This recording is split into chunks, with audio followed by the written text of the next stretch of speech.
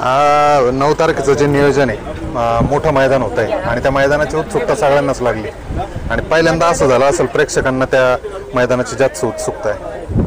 उत्सुकता राहणार ना, बक्षीस तेवढी मोठी आहे. हां, त्याच्यामुळे उत्सुकता आहे. गोटचं इतकं मोठं मैदान झालं याच्या अगोदर? हो, ट्रॅक्टरचं झालं ना बीडचं. ओके, तिथे 1 नंबरचे मानकरी होतो ना आपण. 1 नंबर बक्या आणि त्या टायमाला गोट होता आपला. काय वाटतं नाना, काय मैदानाविषयी काय सांगाल?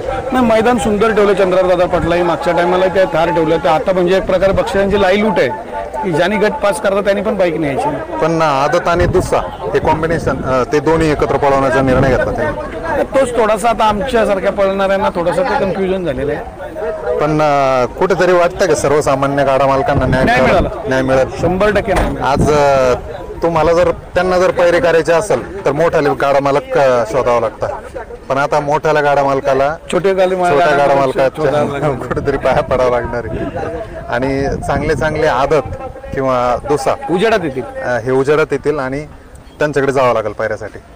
100%.